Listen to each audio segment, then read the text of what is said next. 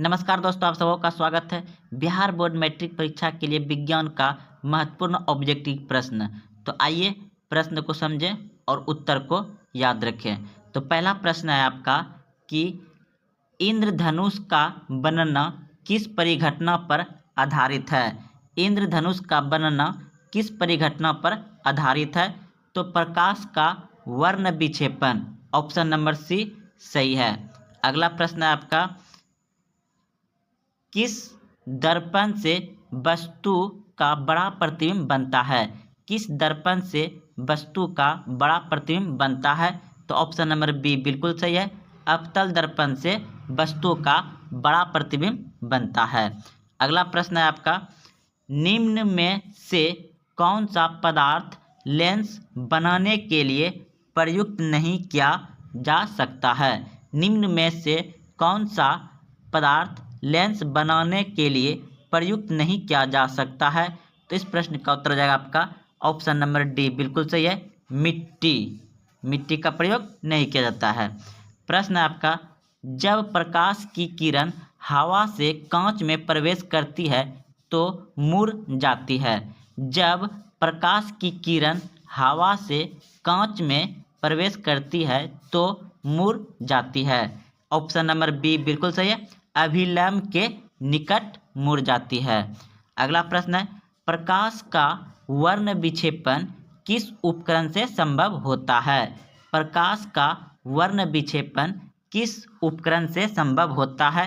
तो इस प्रश्न का उत्तर हो जाएगा आपका ऑप्शन नंबर सी बिल्कुल सही है, प्रिज्म से। अगला प्रश्न है, साइड मिरर के रूप में प्रयुक्त होता है। साइड मिरर के रूप में प्रयुक्त होता है। तो ऑप्शन नंबर बी बिल्कुल सही है, उत्तल दर्पण। अगला प्रश्न आपका, स्वपोषण होता है। स्वपोषण होता है किसमें? तो हरे पौधे में। ऑप्शन नंबर बी सही है। अगला प्रश्न है, इनमें कौन प्रकाश संश्लेषी अंग है? इनमें कौन प्रकाश संश्लेषी अंग है? तो हरित लवक। ऑप्शन नंबर बी सही है। अगला प्रश्न है, कौन सी क्रिया सभी जीवों के लिए अनिवार्य है? कौन सी क्रिया सभी जीवों के लिए अनिवार्य है? तो श्वसन। ऑप्शन नंबर सी सही है, श्वसन सभी के लिए अनिवार्य है, सभी जीव के लिए। अगला प्रश्न है, कोशिका झिल्ली किस प्रकार की झिल्ली है? कोशिका झिल्ली किस प्रकार की झिल्ली है? तो अर्धपरागमीय झिल्ली है। ऑप्शन नंबर सी सही है। अगला प्रश्न है, इष्ट किस वर्ग का एक कोशिकीय जीव है? तो कवक। ऑप्शन नंबर बी बिल्कुल सही है। इष्ट किस वर्ग का एक कोशिकीय जीव है? तो कवक। अगला प्रश्न है, दही के जमने में निम्नलिखित में कौन सी क्रिया होती है? दही के जमने में निम्नलिखित कौन सी क्रिया होती है? तो Q1 क्रिया होती है। ऑप्शन नंबर सी बिल्कुल सही है। प्रश्न है, श्वसन क्रिया के दौरान कितने प्रतिशत ऊर्जा ताप के रूप में निष्कासित होती है? तो इस प्रश्न का उत्तर हो जाएगा 20%। अगला प्रश्न है, रक्षी कोशिका पाई जाती है। रक्षी कोशिका पाई जाती है कहाँ? पत्ती में। ऑप्शन नंबर बी सही है। अगला प्रश्न है, प्रकाश संश्लेषण द्वारा किसकी प्राप्ति होती है? प्रकाश संश्लेषण द्वारा किसकी प्राप्ति होती है? तो ग्लूकोज की।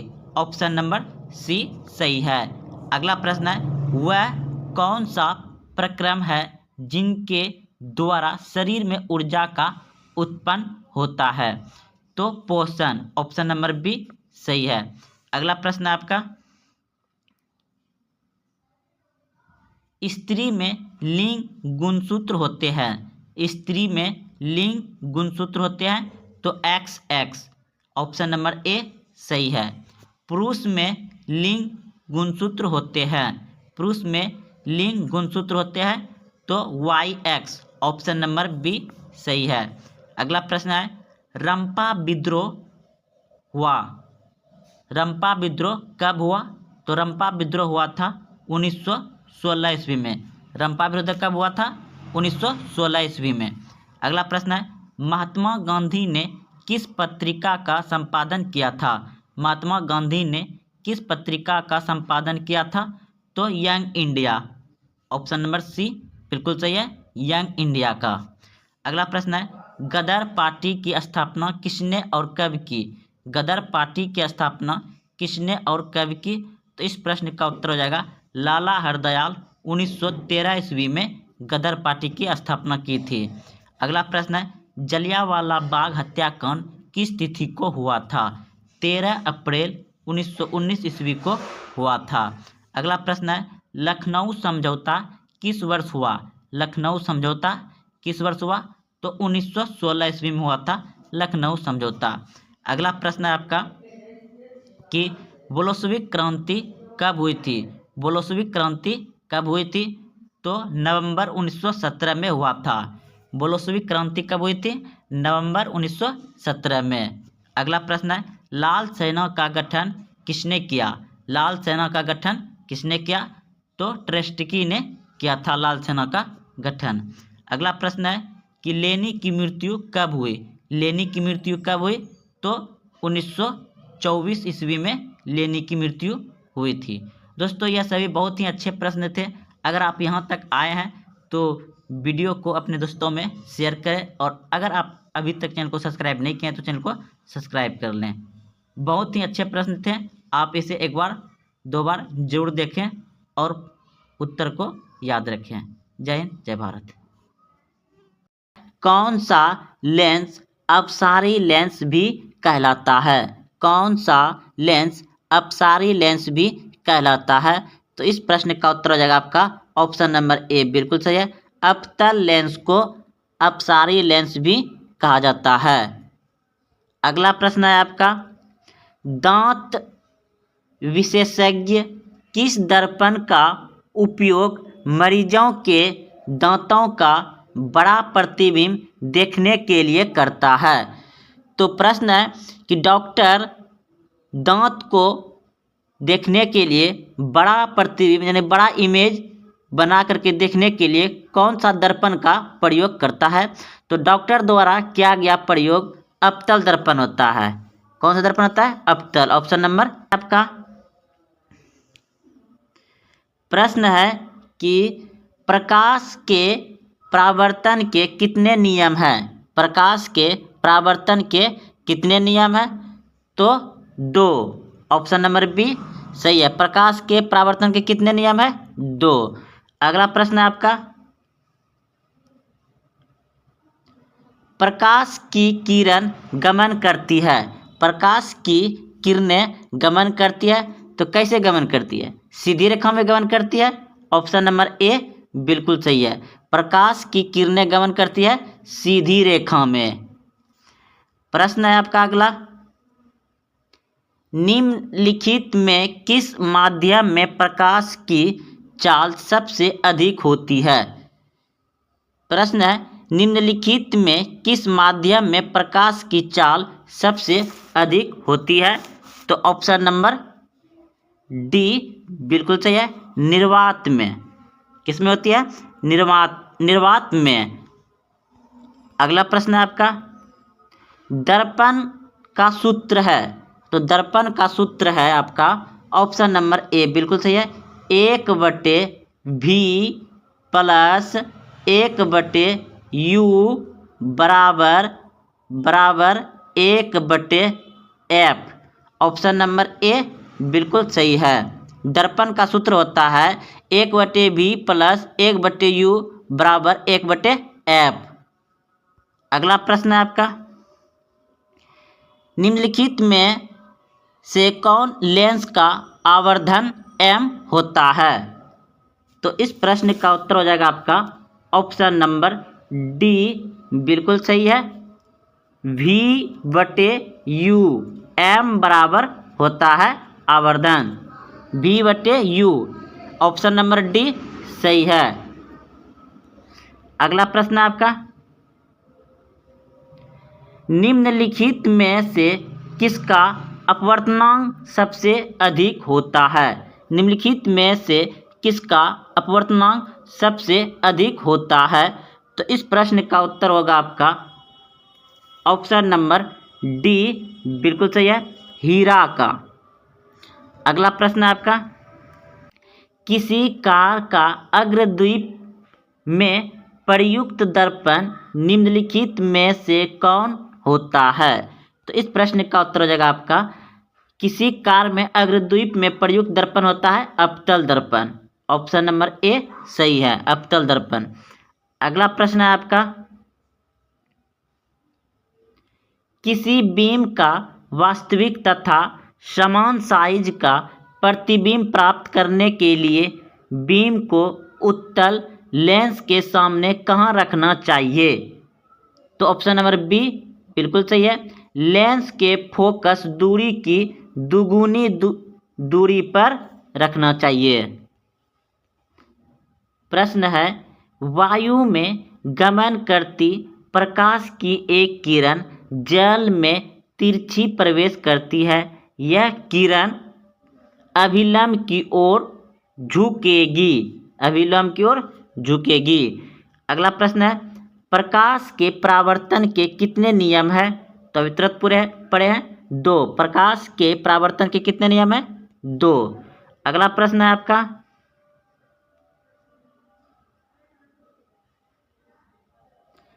एक्स किरणें की अपेक्षा गामा किरण की आवृत्ति होती है। तो एक्स किरण की अपेक्षा गामा किरण की आवृत्ति होती है अधिक। ऑप्शन नंबर बी यानी खो, अधिक होता है। अगला प्रश्न है, जिन दो वर्णों को मिलाने से श्वेत वर्ण प्राप्त होते हैं उन्हें कहते हैं। जिन दो वर्णों को मिलाने से श्वेत वर्ण प्राप्त होते हैं तो उन्हें कहते हैं संपूरक वर्ण। क्या कहते हैं? संपूरक वर्ण कहते हैं।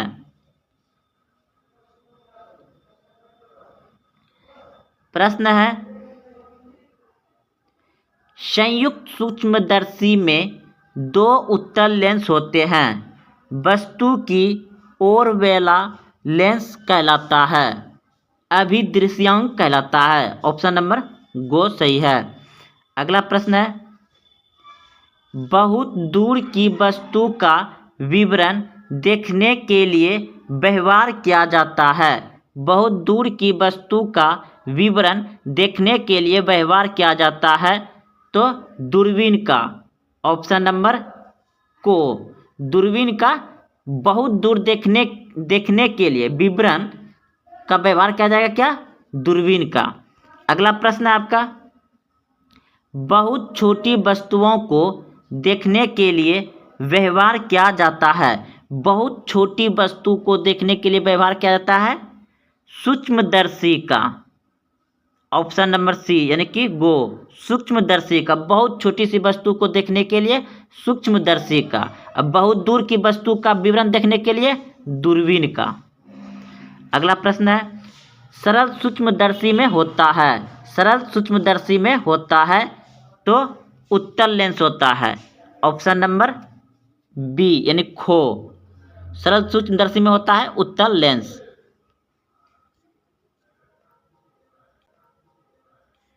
प्रश्न है, दूध मेखला क्या है? तो आकाश गंगा है। क्या है? आकाश गंगा है। अगला प्रश्न है, तो तारामंडल है। ओरियन क्या है? तारामंडल। अगला प्रश्न है, पृथ्वी के मेटल में क्या क्या है? पृथ्वी के मेटल में क्या क्या है?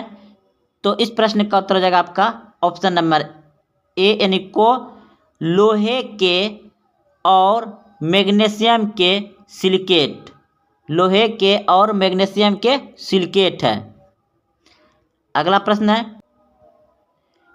है, निम्नलिखित में किसमें नाभिकीय संलयन नहीं होता है? तो ऑप्शन नंबर डी बिल्कुल सही है, श्वेत वामन। अगला प्रश्न है, निम्नलिखित में कौन तारामंडल नहीं है? निम्नलिखित में कौन तारामंडल नहीं है? तो ऑप्शन नंबर घो, सूर्य और पृथ्वी के बीच 2 ग्रह है। सूर्य और पृथ्वी के बीच 2 ग्रह है। तो इस प्रश्न का उत्तर हो जाएगा आपका ऑप्शन नंबर खो यानी बी बिल्कुल सही है, बुध और शुक्र। सूर्य और पृथ्वी के बीच 2 ग्रह है, बुध और शुक्र। सबसे अधिक उपग्रह वाला ग्रह है, सबसे अधिक उपग्रह वाला ग्रह है बृहस्पति। सौर मंडल का कौन सा ग्रह सबसे अधिक गर्म है? सौर मंडल का सबसे अधिक गर्म ग्रह है शुक्र। निम्नलिखित में किसके केंद्र पर सूर्य है? सौरमंडल के केंद्र पर सूर्य है। बिग बैंग सिद्धांत किसने बताया? तो इस प्रश्न का उत्तर होगा आपका गैलीलियो ने।